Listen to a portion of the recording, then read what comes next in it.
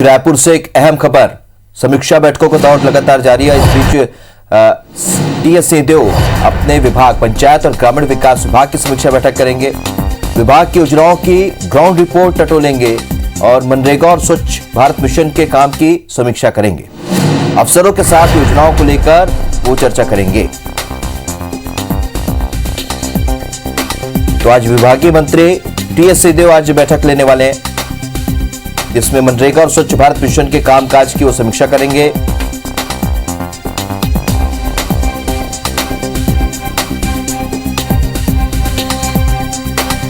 आपको बता दें कि जब मुख्यमंत्री जहां समीक्षा बैठक की कर रहे हैं, आज पंचायत और ग्रामीण विकास विभाग की समीक्षा बैठक जो मंत्री टीएस सिंहदेव ये बैठक लेंगे और विभाग की योजनाओं की जो ग्राउंड रिपोर्ट है उसे टटोलेंगे।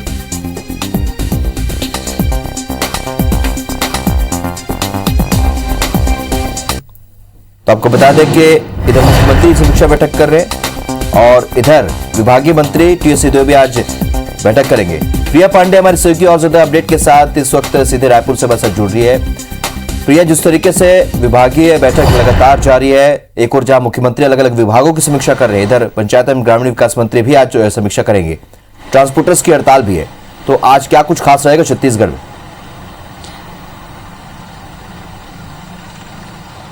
बिल्कुल, लगातार प्रदेश में 2.5 साल का जब से कार्यकाल पूरा हुआ है, उसके बाद से मुख्यमंत्री भूपेश बघेल जो हैं वो अलग अलग विभागों की समीक्षा बैठक कर रहे हैं और इसी क्रम में अब खनिज और ऊर्जा विभाग की बारी है।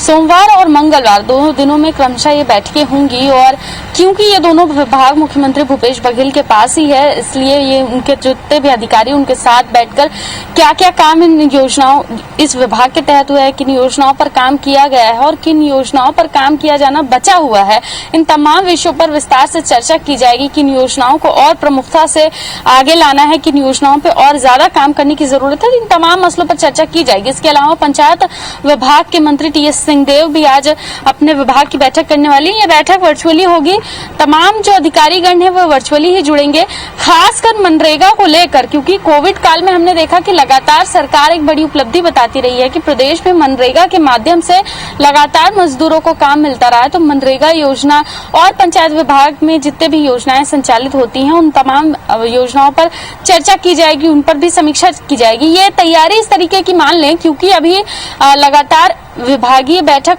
विभागीय समीक्षा जो है वो मुख्यमंत्री भूपेश बघेल कर रहे हैं, तो उससे पहले ये मान सकते हैं कि पंचायत मंत्री भी अपने विभाग की समीक्षा कर रहे हैं ताकि क्या क्या काम उनके विभाग में हुआ है, खासकर पंचायत विभाग में क्या कुछ काम हुआ है, इसकी अच्छे से जानकारी वो दे सकें। 2.5 साल का कार्यकाल उनका कैसा रहा, 2.5 साल के कार्यकाल में पूरे पंचायत विभाग ने और किन तमाम योजनाओं पर काम किया, इन तमाम चीजों की जानकारी वो दे सकें।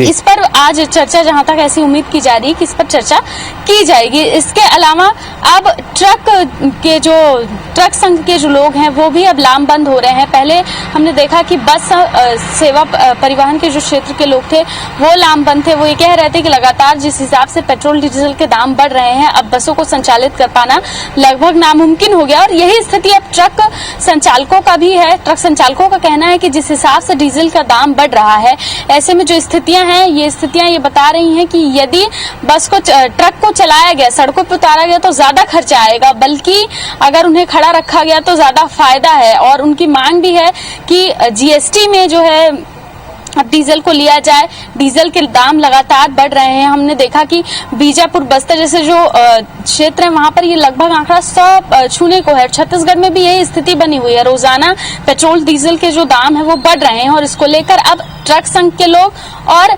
जो बस सेवा संघ के लोग हैं दोनों ही लामबंद हो गए हैं और ये आशंका है कि जल्द से जल्द अगर इस पर फैसला नहीं हुआ तो एक बार जो परिवहन है इसमें कोई न कोई गतिरोध हो सकता है, क्योंकि सभी संघ का यही कहना है कि जिस हिसाब से दाम बढ़ रहे हैं अब ऐसे में काम कर पाना मुश्किल हो रहा है उनके लिए।